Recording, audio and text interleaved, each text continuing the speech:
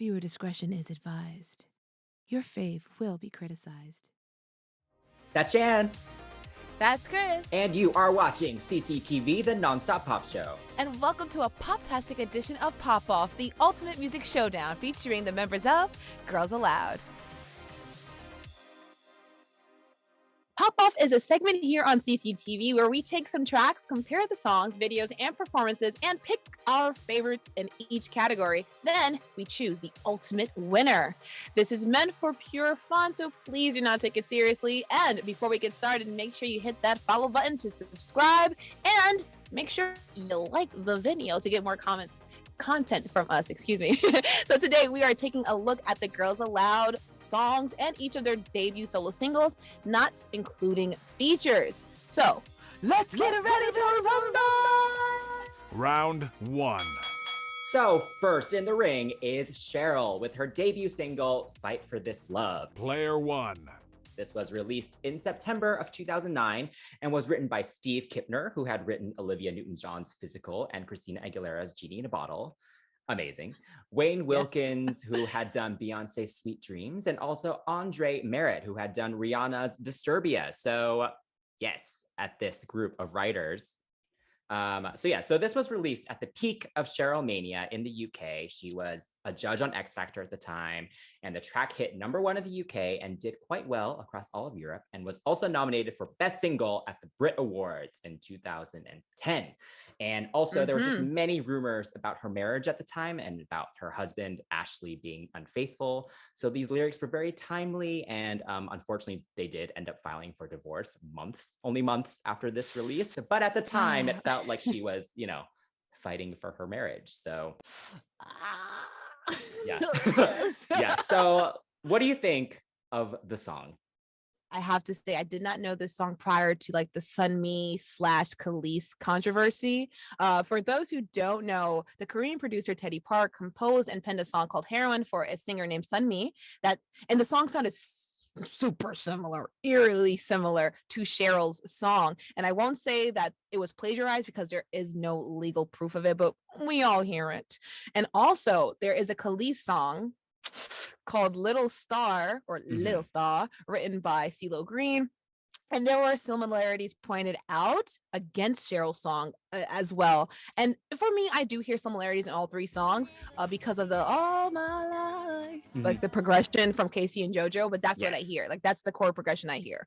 I mean, unfortunately, I'm unable to unhear the similarity, but it doesn't mean that the song is bad.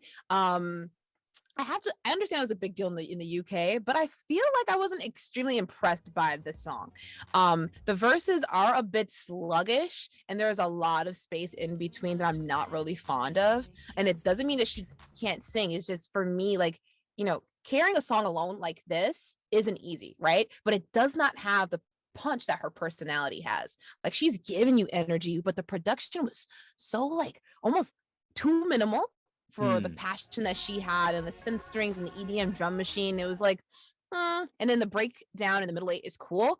But again, she's talking about passion and all this other things, and she's giving you fierce ferocity. She's giving it to you, but the production isn't doing it for me. And vocally, I feel like she sounded good. It wasn't terrible. Like, wow, she can hold a song by herself. But there were certain notes, like in the second verse, like Walk in the Park.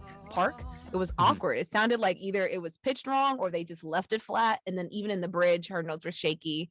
But yeah, she looked good. And I mean, she sounded good, but I feel like the production didn't, match the words. Interesting. Yeah, that's just interesting. Me. What about you? So I do like the song. There was a lot of anticipation at the time. And to be honest, I think because she was so big at the time and people were so behind her with all the rumors about Ashley that honestly, any song she released probably would have done well, like, to be fair. Right. But I don't think the song's bad. I think the chorus is very catchy. It like asks for, like, the repeating of it is very easy to remember. And it's fun to sing along to. And I think production wise, I actually kind of like it. I kind of like that it's understated. I think because her voice isn't the strongest, her range isn't great. And she's not a belter, right? And I think she has a nice tone. Like there's a warmth to her tone, and I kind of like the raspiness, and it worked in Girls Aloud. Like she was basically second lead, right, to Nadine in Girls Aloud. Yeah. But yeah, carrying it solo, I think is tough, like you said. And so I think the production needed to be understated to match that, because otherwise she would just be drowned out. So I was actually okay with that. I think she sounds good, but yeah, I don't know. Some of the ad libs I think were clearly, there's a lot of tuning on there. But they tried. I think the layering in the chorus is good. But yeah, I like this song less than I used to. I think when it first came out, I was in the hype of it all, and I was like, "Woo, Cheryl!" And now listening to it back with the rest of her back catalog, which I think she has better songs in. This isn't my favorite of hers, but I think as a launch and capitalizing on this press situation that she was in and everything, I think it all came together well. So I think overall, I enjoy it, and I think it's strong for what it was. I hear you. Fire. Go ahead. All right.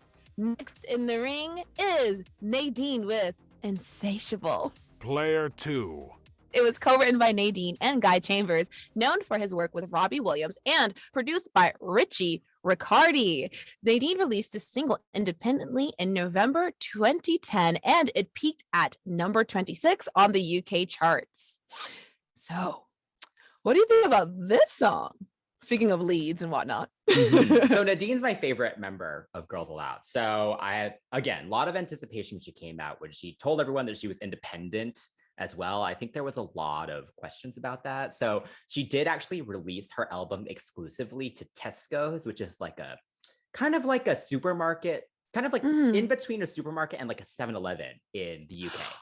So they're kind of everywhere, and kind of a larger convenience store. And so you could only buy the album through that supermarket. So the whole business situation she was in at the time was very questionable. Yeah, for sure. And I don't think this song was the right one for the first single. Like, I think she has better stuff on the album. I don't think the chorus is that strong, and lyrically it's not that interesting either. I also don't think she uses the word insatiable correctly. No, it doesn't actually. Oh my God. Yeah, I have to think about that. Yeah, so that always annoyed me a little bit. Yeah, but on a positive note, I do enjoy this kind of more live sounding production that she went for. That's very different from Girls Aloud, and set it apart from the stuff. I think because she was basically the voice of Girls Aloud, I think she needed to do something that wasn't dance pop. So I appreciate that. Yes. And she sounds really good. Very pretty, very emotive. Yes. Yeah. What did you think? Because I actually like this song. I actually like the chorus. Because I am a little bit biased toward her voice. I'm not gonna lie. The song was surprising to hear from her. Like you mentioned, like she kind of stepped away from like the dance pop and did like this synth pop punk situation thing. Yeah.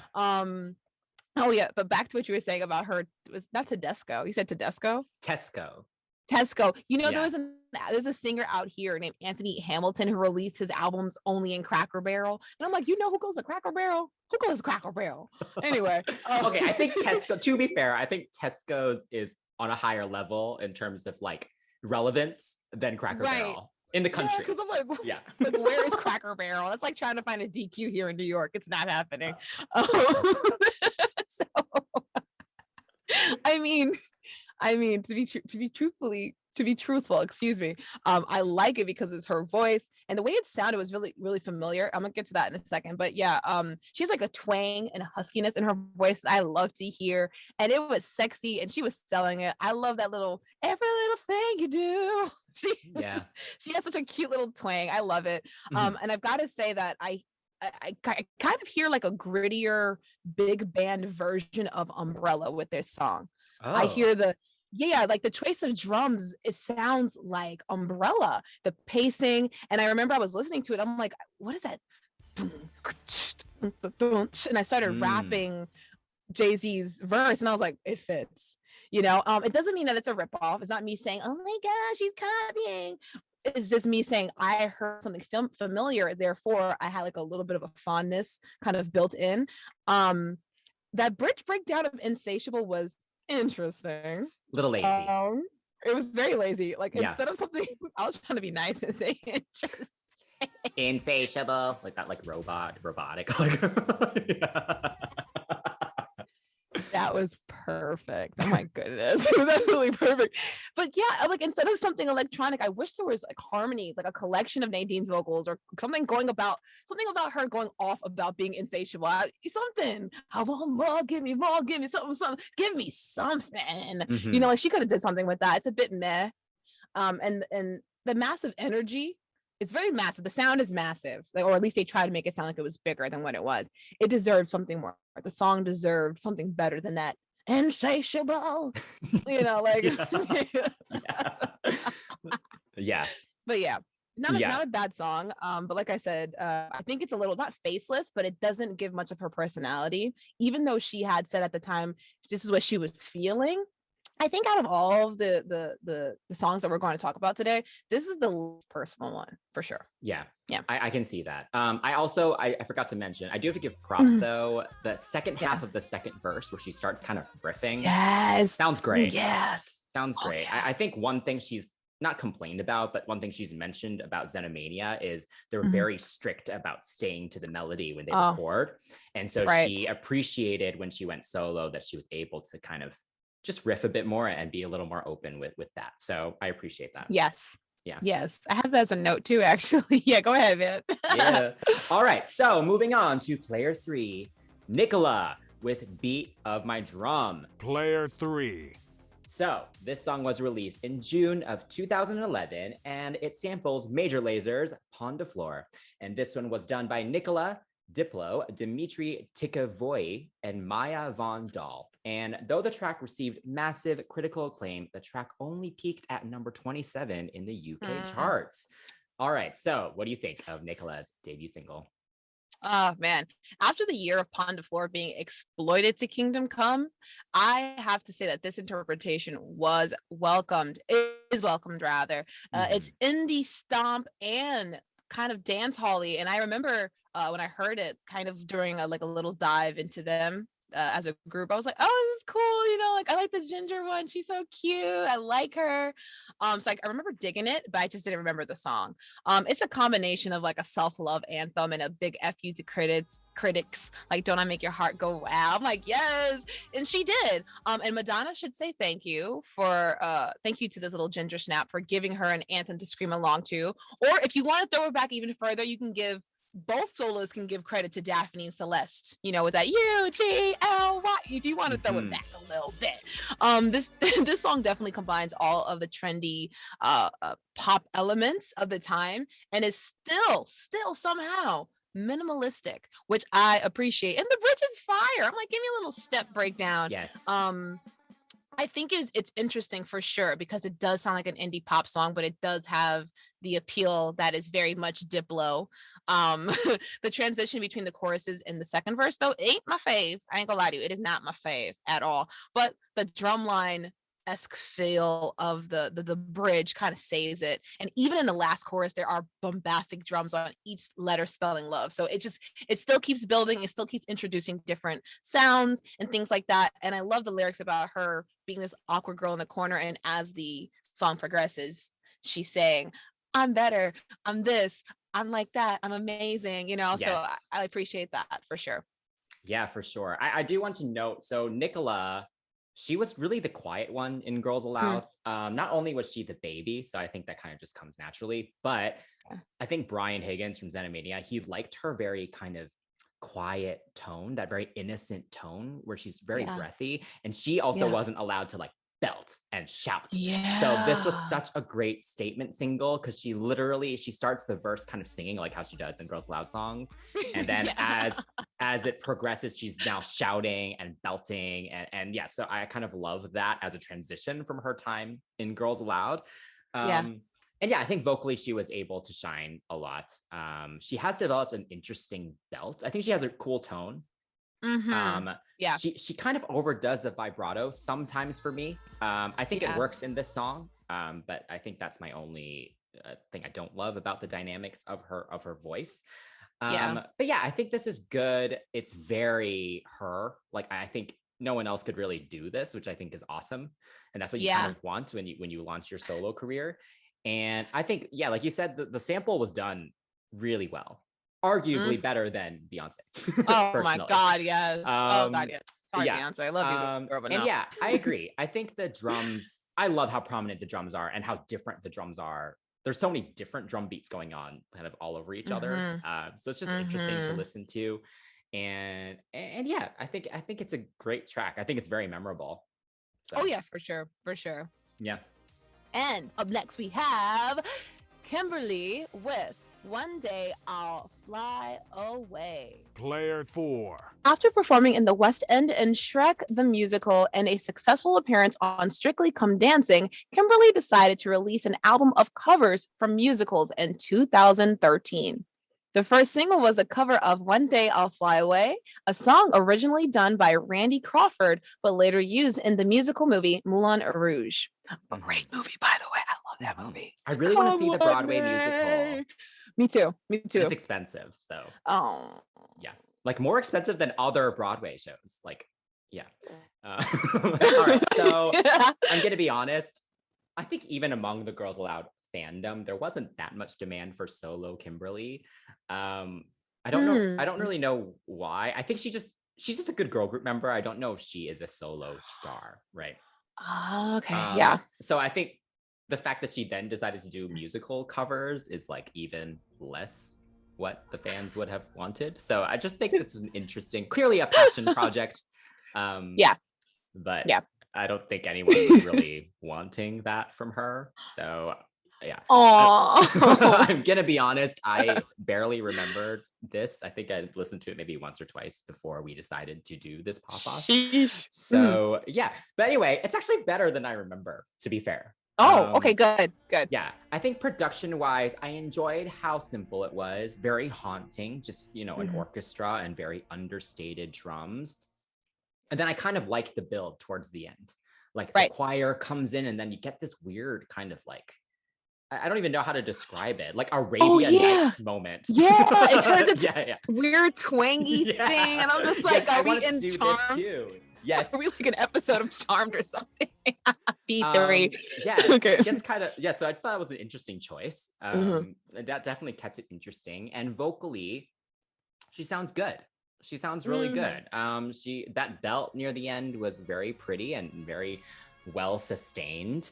And she tends to have a lower tone. So it's interesting kind of hearing her sing a whole song kind of up there. So yeah, agreed. Yeah. And in her chest voice, congratulations, because that's hard. Yeah. Well, apparently in preparation for this West End debut of hers, she actually found a vocal coach to help her access that upper register that you were talking about, because as you said, she was always singing, and who could ever question any crying eye?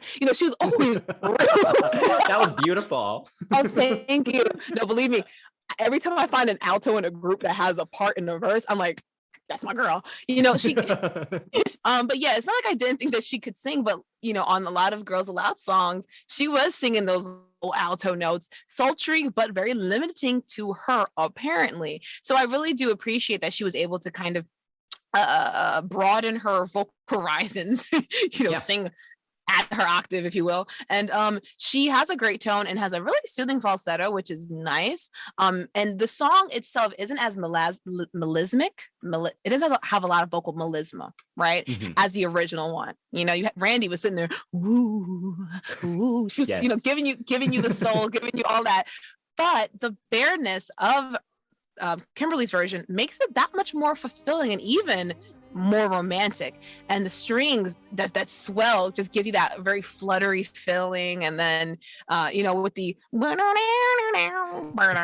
don't know what that was. Yeah. It was a pleasant surprise. And I have to say that Kimberly, even though it was a little bit, I don't know if it was left of field, I don't know, it was just like not, even though no one asked for it, she did come to the table. She did come to the table serving well. So are these your breadsticks? No, but I'll take them. So congratulations to her for that one. Yes, agreed. All right, so our last member of Girls Aloud to talk about is Sarah with her debut single, Threads. Player 5. So after years of teasing solo music, which she had done like things for like soundtracks and things, but this is her first true debut solo single. Right. And this was released in 2015, and it was written by Sarah, Ben Cullum, who's the older brother of Jamie Cullum, and Julie Thompson. And unfortunately, it was kind of a weird time for her, I think, and it didn't get too much attention, and it didn't really make an impact on the charts. But yeah, what do you think of Threads? That's so tough to hear. She waited too long. I mean, she was doing all the acting and whatnot, so I guess she fulfilled her creativity in more ways than the singing way. Yeah, more ways than one. Wow, English. Anyway, I like this rock influenced everything. I'm, a little bit of a rocker on the inside, but I love the fuzziness of the guitar and the bass, and the song just gives me gritty and pink. So it's really it's girly, but it's still, punchy at the same time. And I enjoy that. And it definitely encompasses her personality well. So it's not like she was singing a song that's like out of character for her. I think it's a fun production. I do believe that there is a cowbell in there as well. It's just random things going on in the song. And I love the drum roll during the woes of the chorus. It's fun. It's just like, I'm not gonna reiterate with the drum sound because we all know I'm terrible at that. But yeah, the song feels personal without being dramatic. Like the lyrics are expressing rolling with the punches and whatnot, and just having a good time without sounding like, oh, my life is so hard, feel sorry for me. And the vocal effect on the chorus parts were fun. Like when she was in between her woes, there were like a little bit of like a auto tunage going on.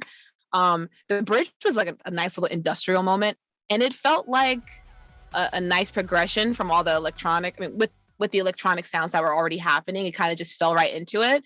I'm a fan of bridges, so I wish there were actual vocals or words at least, because there's no ad-libs in the final chorus. So the song kind of it declines very quickly after second verse. So, but yeah, not a bad song.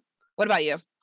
Yeah, I mean, this is pretty much exactly what I think anyone would expected from Sarah, like just a really sassy pop rock song. I almost feel like it would have been better if she formed a band, like a proper band. Yeah. Because I think, and she was like the front woman, because I think that maybe would have worked better than her doing this as a solo artist. Right. Because I don't know if this really was and I don't know. I don't think this song really makes much impact like on the pop charts. You know what I mean? So I think if she was gonna do this, she kind of needed to just kind of go all out and go for a totally new audience. Right. Because I think the chorus is a little weird. Like it's got a weird timing structure to it. I think because of the weird drums that you mentioned, like during the woes, and the note progression of it is also like a little strange, and then it kind of just ends. So it's not, I think it's not bad, but I think because of that, it's not a typical pop song. So if you're trying to go for the fans that you had, like for Girls Aloud, like this isn't really what would appeal to them, I think. Yes. This would alienate them for sure. No, you're right. That makes sense. But I agree. I think she sounds really good. Very emotive as well. Like each line is sung with a lot of intention. And I like the vocal effects. I like all the background vocals that are kind of different throughout it. And so it does keep it interesting. I agree. I wish the build kind of kept it going kind of towards the end. Yeah. But this is just so Sarah, honestly, this song. Maybe not that strong as like a pop single, but I think for her and for her personal fulfillment, like this is what I'm glad she did what she wanted to do, basically. Yeah. Right. I agree. And about the band thing, could you imagine Sarah in the Hardings or Sarah in the Hard-Ons or something? She could have did it.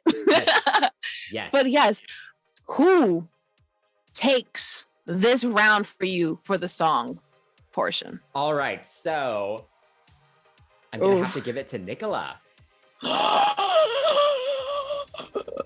I think it's the most unique. I think it's the most memorable, and her whole album was so underrated. And she really deserved her flowers, I think. Yeah.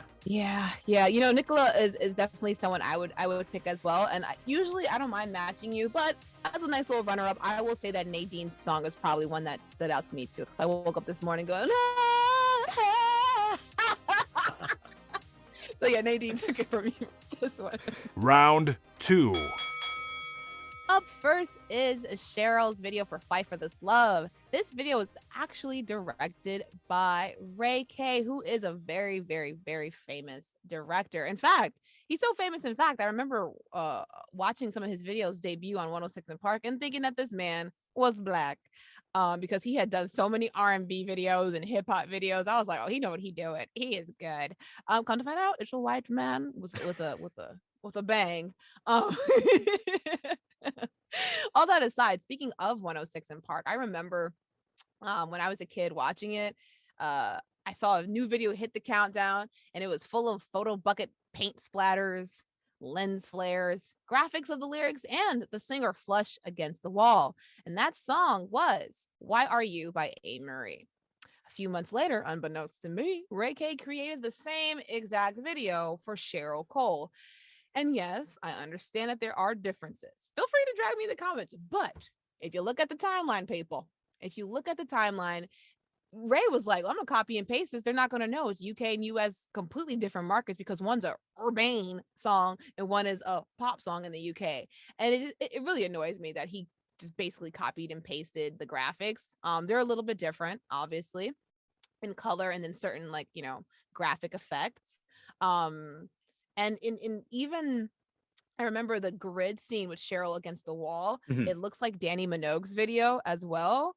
And I really just wish that this video wasn't so like a patchwork of different ideas that he has. She deserved a little bit more, I think. She looked great in the video. Of course, she is freaking gorgeous. Oh my God. Like, yeah. her dimples. So my beautiful. God. Yeah. It doesn't make any sense. It doesn't make any sense. I'm still questioning it to this day. I'm like, there's no reason why she needs to be that pretty. Mhm. But also she looked good. The dance moves are okay. Like, I've seen her do better, even in Girls Aloud. Like, I've seen them actually get better choreography than what she got here. Yeah. But it was a little bit more involved in what she's done with the Girls Aloud, because she's had to work a little bit harder because she's the one holding center. But yeah, she looked good. The dance portions are okay on that white wall, and it was okay. What did you think about the video? I mean, I feel like you have a honestly, different experience. yeah. I mean, at the Yeah. time, the hype was insane, right? So Right. everyone was just excited for her to come out. I like the video. I think the main thing is, like you said, she just looks amazing in it. Like, literally every single look, she just looks Yes. beautiful, like unworldly beautiful. Yeah. It's pretty insane.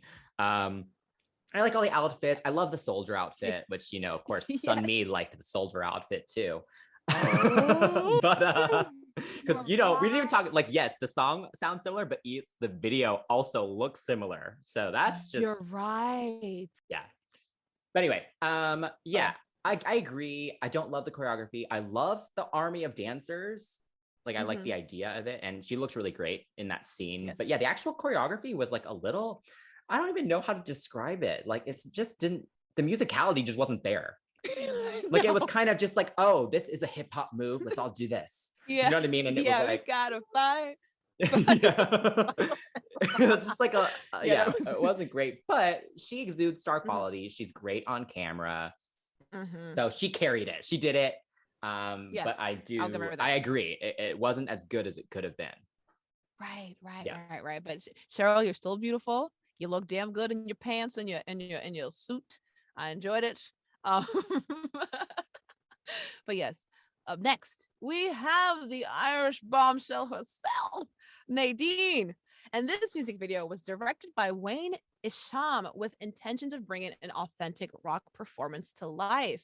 The video was filmed in California on a soundstage featuring Nadine in different sultry looks. And the video for Miss Coyle's song was apparently too hot for TV and had to be re-edited prior to release. I'm sorry, I started laughing. Was that because I really the like, reason? I kid you not. Yeah, like they were like, All right. it's too sexy. Okay. She's a bombshell. What do you think about the video?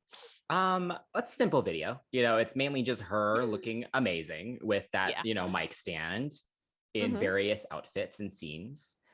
And I have to say, she has mastered the smize. I think if Tyra Banks needs like a second person to help mentor people about it, Nadine should be, you know, a Yes. contender, because literally the whole video, she's just smizing and she looks amazing. For sure, for sure. Yeah. So I'm gonna be honest, this video wasn't the most interesting. They showed all the looks too early on. So pretty much by the time you've pretty much seen everything by the time the second verse has come.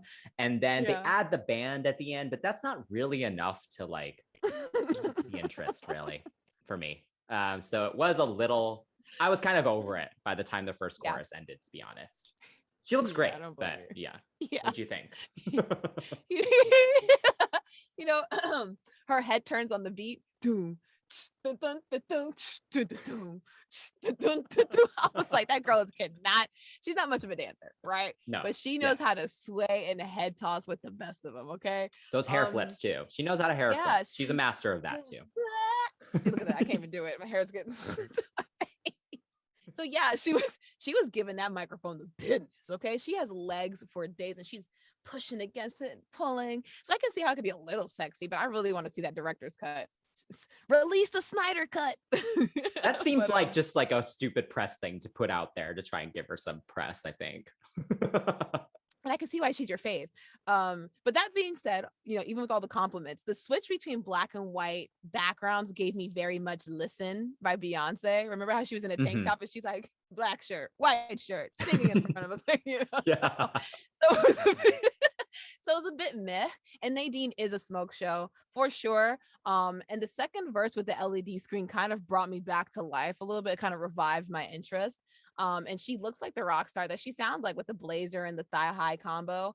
But yeah, that bridge section, because it sounds so much like a dance break, and all she is just insatiable, insatiable. And all she's doing is just, you know, with the mic stand and stuff. So it's kind of just a little bit boring. And we're never going to get a dance break from her. Like no tea, no shade. She's not going to sit there and go body roll. Not doing it. I think it just would have been nicer just to have, again, the background vocals there, like actually doing some type of harmony just to make that moment bigger, because the band is there like, yeah, here we are miming. But what can you do? It's okay though. I'm not mad at it. Yeah, I mean, again, it was an independent release, you know, so I don't think the budget was that high, so it's fine. They did what they wanted to do. It matches the song, but so you go to California to film this video? Well, she was living there at the time. Oh, yeah. Okay. She was out here with John. Yeah, we need to get into all that, because that was a drama in the group too. Like, we'll talk about it. Look out for our Girls Aloud 101. Girls Aloud, yes. Next up is Nicola with the music video for Beat of My Drum. This was filmed in LA and directed by Wendy Morgan. And during her docuseries, Nicola expressed nervousness due to the pressure of being, you know, just kind of all the focus on her for this music video instead of being able to, like, you know, be with the group. So yeah, what did you think of this video? I shouldn't have giggled first, sorry. So this music video, it kind of looks like a talent showcase at a college. I won't say it looks like a talent show at a high school. I think it's a little bit bigger than that. It looks like they kind of booked a hall, and the night before maybe there was a wedding, because there's speakers everywhere and chairs just kind of. Yes, I thought a wedding. I thought post-wedding as well. Yeah. But I mean, I don't mean that in a shady way. It's just, you know, it's very you know, honey showcase. You know, it's just they're preparing. The video has the dancers freestyling, nervous Nicola on stage, and an ensemble of characters that come in as the song's intensity builds. Nicola dancing is always welcome, because she's like this little, she gives me like Awkward Duck, but this is her swan song, you know, like it's just, this is her moment. She's got some moves. I respect it. I remember watching her in the Don't Speak French video, and I just thought, oh wow, she's kind of cute when she moves. She kind of has like her own little thing, right? I think the older she's gotten, the more comfortable she's become, for sure. I enjoyed watching it. She's a doll, an absolute doll. The dancers didn't overdo it either, because when she was doing her little booty tooch twerky thing, they weren't like, yeah, they matched her, you know, which I appreciated. Yeah. all but one. There was that blonde one with that stinking dookie braid that went around her head. And then like, oh God, every single time she was on the screen, she was doing some extra mess. And I'm like, girl, if you don't, oh God. I mean, I'm one to talk. I was one of those background dancers. I would do like the utmost. But the step section though, there is a step section in the bridge that looks like it was filmed on an iPad. Like they're in a room and the couch is there and they're just like Yes. Yeah, it looks like it was filmed on the iPad. The quality is definitely, there's just a stark difference, stark contrast between the video and the that drum drum lines. No, the step section. But yeah, also shout out to young Will the Beast in the video. He was out there Yes. in the background acting a fool. I love Will the What Beast. did you think about that? Yes, indeed. Yeah. I agree. I kind of questioned the location choice of it. I think it made it look a little cheap, honestly. Like it was kind of like, why are you in this weird, like crappy hall? I don't know. It was like a little strange for me. I kind of like the idea of her kind of starting off kind of nervous and then all these people encouraging her to dance to the beat of her own drum, right? Like you got this. I like that, but I think the build of it wasn't dramatic enough. I think she didn't loosen up at the end enough to make that difference as big as it should have been. Right. Okay. So that's my only complaint with that concept. And I didn't love the scenes of just the random dancers were a little weird for me because she wasn't there with them at all. Like they were like in a separate part of this place. Like it was just like kind of weird. She's late to set. Yeah, we stuff to do. So yeah, but overall, I think she looks great. I think when she is more loose, I think that those are the best parts of the video. When she looks like she's genuinely having fun. But I think I wanted more of that. Like I think she could have loosened up more than that to match the confidence of the song. Yes, yeah. I agree.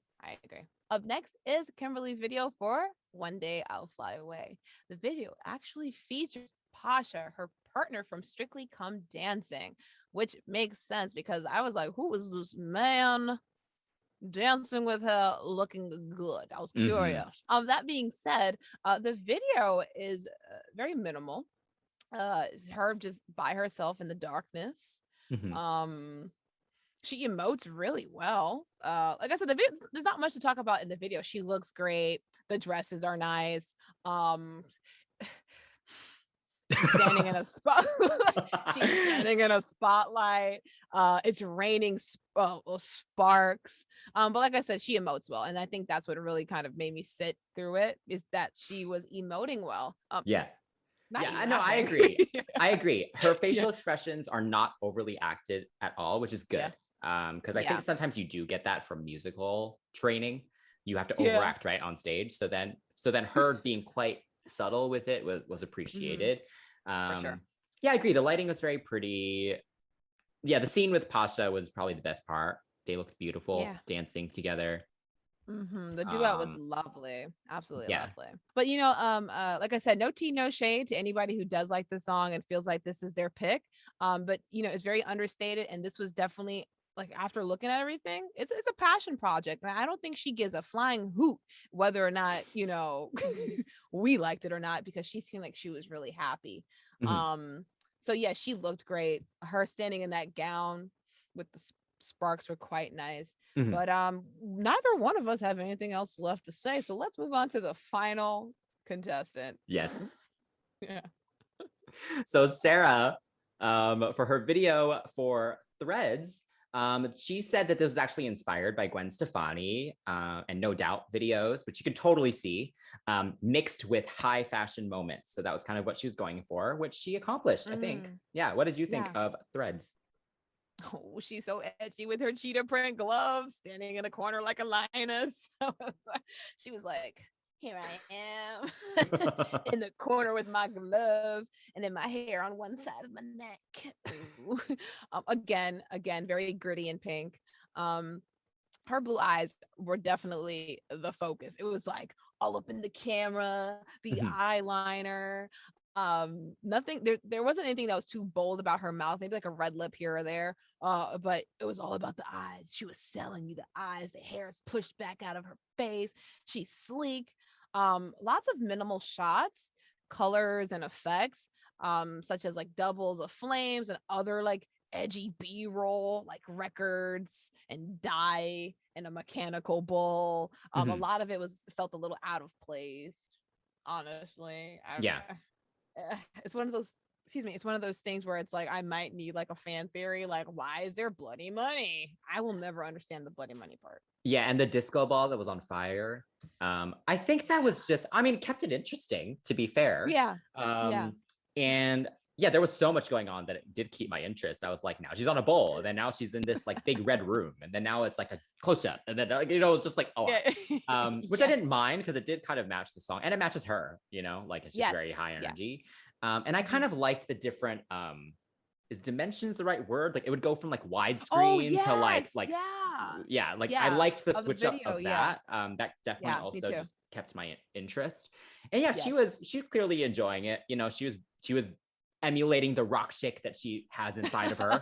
So yeah, I appreciated it for what it was, and I think it matched the song. So for sure. Also, shout out to those latex madam moments. Okay, she said, "You gonna catch this work." Okay, Mistress Sarah looked absolutely great. But all that being said, who is your pick for best video? Ooh, this is hard because I feel like I don't love any of these videos. You go first. What would you pick? Damn, I was trying to get you to go first. I went first the last time. Didn't you see I was trying to slide in there? Oh, goodness. Okay. So I'm trying to go off like overall and not just like who I like to look at. Because Nadine, I could look at her all day. She is a smoke show. So is Cheryl. She's damn fine. But I have to say, Nicola, even with our critique of it looking a little bit like, talent showish, I think her video is my favorite. Oh, interesting. Okay. I think I'm actually gonna go Cheryl. Because I think out of the 5 of these, I will watch that one again. Like, I think I think you can tell it's probably the most high budget of these 5. And she looks really good. And it was like it was a peak of her career, really, so right. Yeah, so I think I would go back to that one, despite the fact that it is a patchwork and of the lazy director, I guess. But you know what? It's okay because Ray K did their something new video and it actually looked really great and there was no copy pasting. So you're right. Yeah, I'll take it back. Even though he did Till the World Ends. Oh yeah. Okay. See, he can do better. Come on, Ray. Don't do that again. Final round. All right, so to evaluate their performances, we decided to go with their first big television performances for each song. Yes, we know Cheryl performed at the Brits. It felt a little bit unfair to use that one in comparison to the other 4 because they did not get that equal opportunity. So we tried to just go with what we could, right? All right, so first up is Cheryl performing at the X Factor, which there was so much pressure on her at this point. I think not only was this probably the biggest platform on television at the time, she was also a judge. So it's like, if you aren't a good performer and you're a judge, that just makes you look even worse. So I can't imagine the pressure she was feeling, honestly, doing this performance. But yeah, how do you think she did? I think she's a showstopper. I've always enjoyed watching her dance. She's not an awkward performer. I mean, if there are awkward moments, it happens, no one's perfect, but for the most part, even like from the beginning, like watching the concerts with you, she always had a feeling, like an intuition, instinctive ability to just know what to do with her body, her face, her everything. Like it's just, even if it wasn't her part, she wasn't just idly walking around like the choreographer told me to go there. She's like, no, I'm going there, and I'm gonna keep going there for this A count and then give you these vocals, even if they are shaky, because I just danced my butt off. Right. But she's able to bring that energy to the first verse, the one that I felt like was like really lacking, when she was like that little pose that she did. The little bounce. So I appreciate that she was able to do this performance. And like a fool, I was really captivated by her and didn't realize that she was lip syncing, or didn't want to acknowledge that she was lip syncing, because I was like, oh my God, her vocals are so stable. No, Shan, you're just that slow. You didn't realize. Honestly though, but if she was lip syncing, which she was, right? I think so. Yeah, it was too perfect. It was too perfect. Which is which is really annoying because like the second verse note was still kind of flat. It doesn't make any sense. I will never understand how you have a lip sync of a note that's awkward or like heavily edit. Okay, off the soapbox. Any hoodle doodle. She looked great. She sounded good because, auto tune and lip syncing. But I have to say, I enjoyed that militant look with the mesh top and the slit in the pants. It was very much Can't Get You Out of My Head meets Street Fighter Bison. And I was like, give me both. Give me both. So yeah, she was giving me Street Fighter at the top and then giving me la la la with those pants at the bottom. So I was feeling it. And the dance break at the end was cute. Just cute. I wish they would have given me a lot more because I know she can bust it. Cheryl can bust it wide. How old is she now? Is she still busting it? She can bust it. She can definitely. Yeah. Thank you. And the nod to Janet was super cute. Yes. Love that. Didn't the drums kind of sound like Don't You? Oh yeah, I totally hear with that after you mentioned that. Oh yes. my God. Thank you. Okay. That's it. I'm good. I feel vindicated. What about you? Yeah, I agree. She's a great performer, very natural on camera. Even when she's just standing there, she has that natural charisma, right? That calls for attention, which I appreciate. I agree. I actually wasn't sure if she was lip syncing for that first verse because she's so still during it. But then by the time you hit that second, by the time she keeps going, then she's just doing everything, and you're like, oh, okay, it sounds too good. Yeah. She did a good job of faking it. I think if someone wasn't thinking too hard and watching it, they would think she was singing live. Like, I think they did a good job of making it sound as well as you can with that, because sometimes it's really obvious, I think she did great. I think the production was great. I enjoyed how it looked like the video in the back with the grid and all that. I liked all the dancers coming out. It felt very powerful. It did feel like a moment for her. And you could tell, I think by the end, she got more into it. I think she was very clearly nervous when she walked out, but she kept going. She really got into it. And again, though, the choreography, I think Beth did it. I forget her last name. She did do Girls Aloud's, a couple of Girls Aloud's tours. And I think she wasn't the right choice to do this. I think she did need to get like a proper commercial hip hop dancer to really do this for her, because I don't love the choreography. She actually still does this choreography for a lot of it when she performs it now, because I don't know if she thinks it's more iconic than it actually is, but like no one's other than that little thing that she does like towards the end with the hand, that little hand thing. She does do that, and I think fans do that when she does it. But the rest of it can be changed.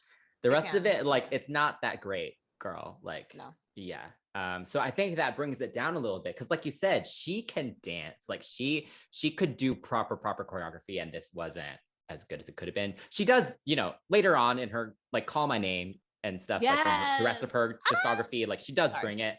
But yeah, this song deserved better dancing, so that does bring it down for me a little bit. Up next, we have Nadine with her performance of Insatiable at the Paul O'Grady show. And I have to say here, this woman is a star. Again, no choreo, her voice just wailing away. Someone's gonna clock me in the comments, bro. But it's like I said, I like the song. But yeah, she was a wailing boy. The background singers were a nice touch. They were there, doing their thing. It made it feel a lot more real. Again, I'm a fool because I do believe they were lip syncing, but my dumb butt was like, well, the background vocals, this is why you need background vocalists. They were lip syncing. They were lip syncing to Nadine, which I was like, okay. Yeah. Which is so weird. I will never understand that. Like, it's not Top of the Pops. You don't have to be perfect. Just give it your all on the night show. Well, I do think actually with these, I don't know how the logistics work with some of these, but I feel like on Paul O'Grady, the band usually lip syncs too. I feel like that's band sync. How do you band sync? Can you imagine? Yeah, they do. They do. Like for the drum sets, it's a fake drum set. Like the cymbals are made of like some material that makes no sound.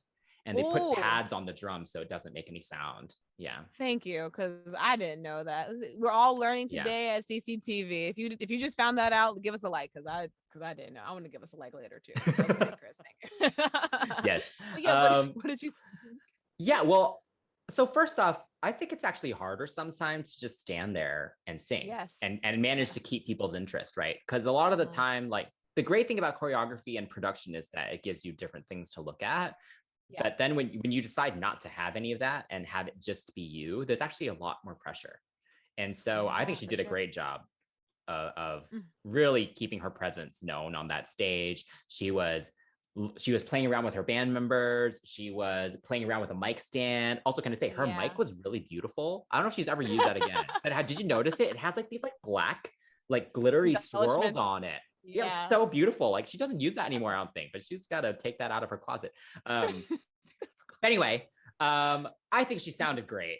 She sounded as good as the record, and the ad libs were there. She sounded so good. And even though the band was miming, I guess they at least it added to the energy of it. Yes, it felt a little bit more real, I guess. Yeah, and the production sounds live for the most part, so it didn't feel that fake, you know? Because sometimes it feels really fake. You're like, okay, like you're playing drums and it's clearly like a drum machine. We'll actually get to that because that happens to Nicola. But yeah, I think overall her charisma is so good that it made this performance great. And it made me like the song more, which is the goal, I think, of these TV performances. So it did its job. Right. Indeed. I agree. Third is Nicola, also on the Paul O'Grady show. So what did you think about her performance on the show? It was good. Can we talk about the acapella intro first? Because wow, she was really like, you guys didn't let me sing in Girls Aloud. I'm gonna show you now what I can do.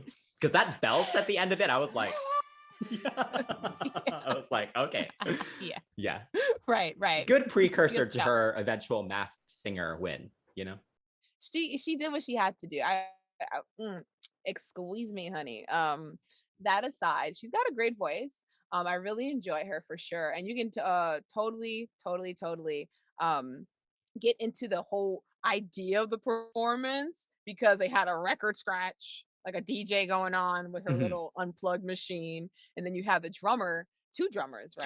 Two female drummers. What makes it worse because there was no actual drums. But but I liked it as the concept. I liked if you're gonna again, if for the concept of the song, it made sense and it made sense for the staging of it, but they clearly weren't actually playing. So the dancers were fun and the smoke. She was wearing this haute couture gown that was way too tight, and I think it kind of restricted her movements. Yes. It was just, I was really mad about that too. Yeah. I wish she would have maybe wore like the short set that she was wearing, or maybe like a cute little pant set. I don't know. It just was restrictive. You could tell. I really am so happy that she harmonized with herself to add some variety to the performance, and it really showed like, hey, listen, I'm doing this choreography and my microphone is on. Yes. And I will say that she is awkward, right? She has an awkward duck syndrome, and this is her swan song, like I said before. But I think it plays well for her because the song has like this little kitschy kind of sound to it. It's kind of MIA Robin, kind of like indie pop. And she's like, yeah, I could dance. Yeah, I can dance. And she did what she had to do. She wasn't out there like, give you hand tutting, but she kept up with the dancers. And when she had a little moment going around the circle, everyone was like, go girl. So I think it was good for her, for sure. What about you? Yeah, I agree. I think she, like you said, she did what she needed to do. The energy was there. She sold the song. I think, again, same with the video, though, is that her confidence didn't match the song. I get it. It was her first big TV performance, right? As a solo artist. And, there's a lot of pressure on her, major record deal, that the song needs to do well. But yeah, I feel like she didn't loosen up. Again, she didn't loosen up as much as she could have, especially towards the end. I think I was hoping maybe with the crowd cheering her on that would lead to that, but it never fully got there. I think also, like you mentioned, that wasn't helped by the very restrictive dress that she was wearing. Like she wasn't able to like bend as low as she needed to and stuff, you know? And so I think that is the only thing that I didn't love about it. I think that's also endearing. Like you said, the awkwardness and the shyness is endearing.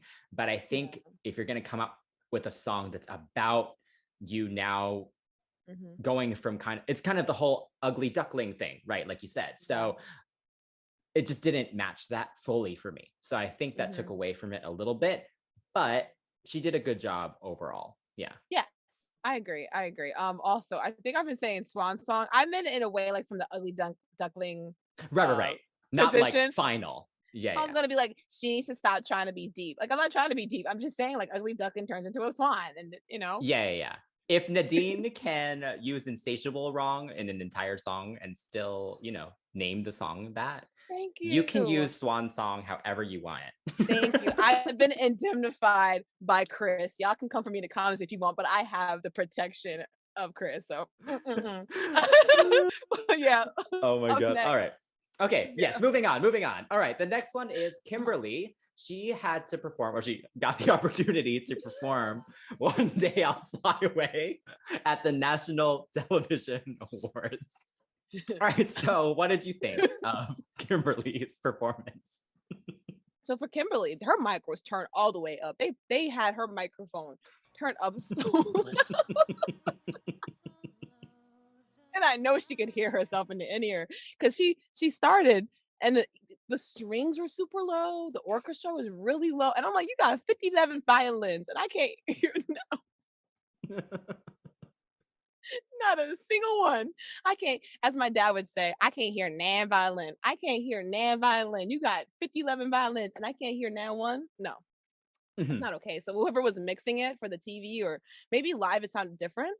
But whoever was doing it for the feed for the television, they were messing it up.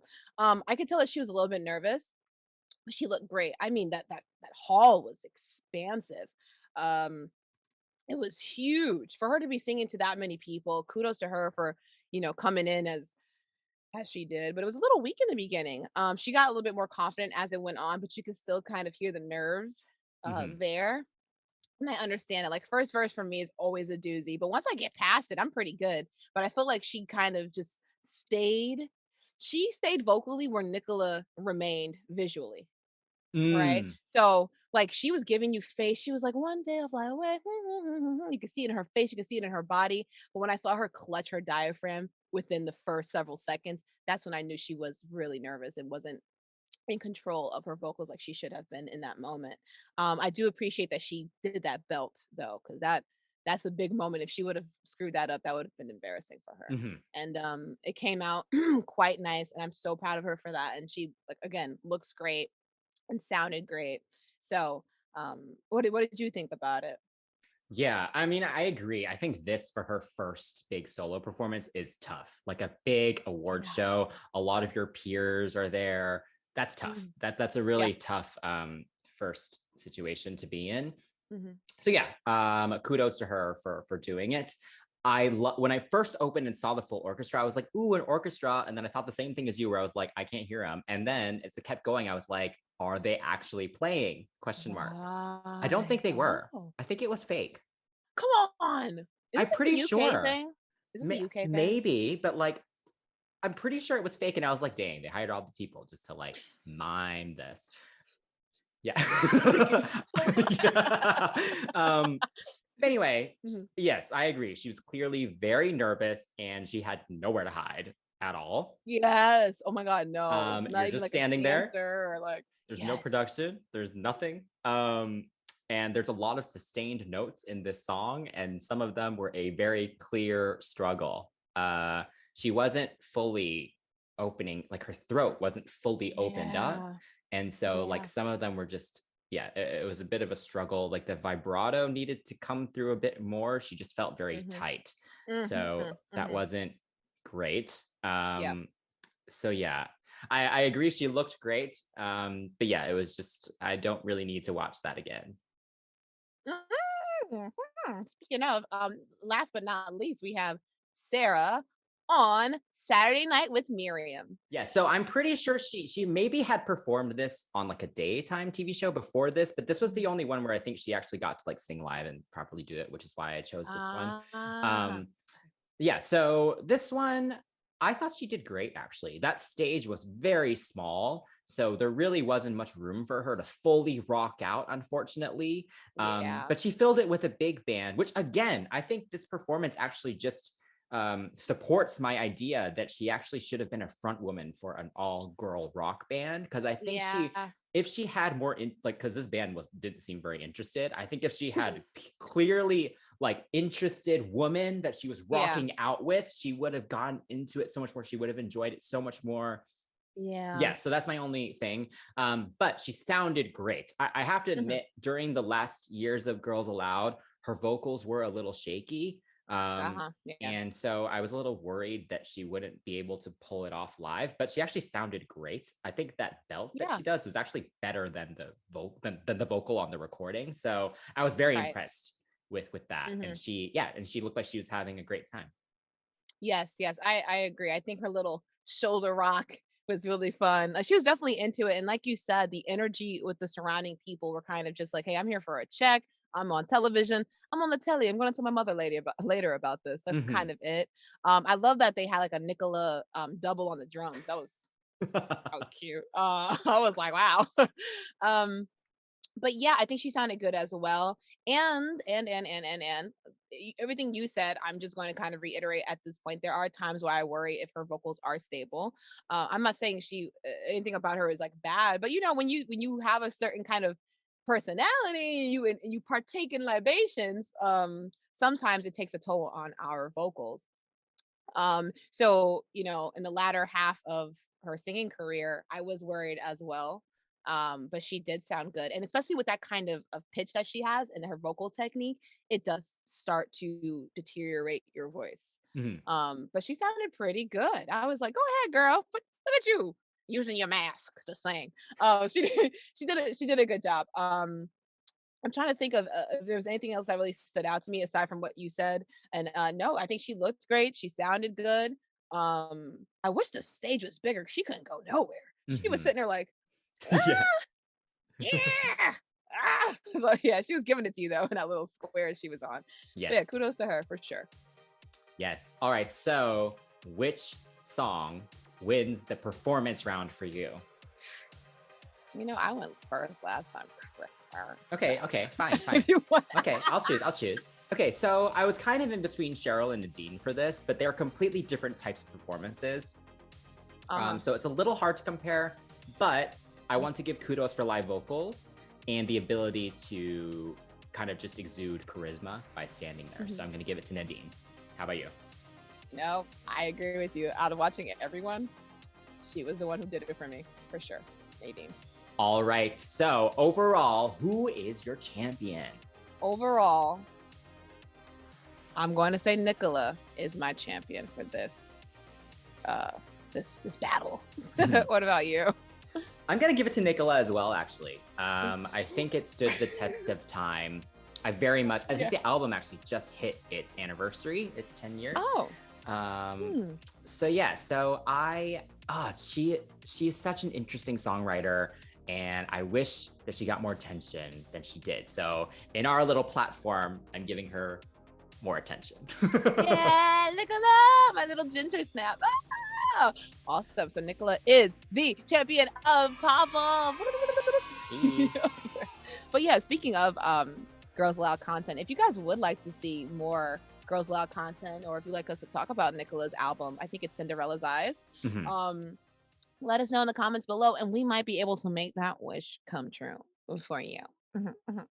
But yeah. So the one thing I do want to add though is that none of these singles sound like Girls Aloud derivatives.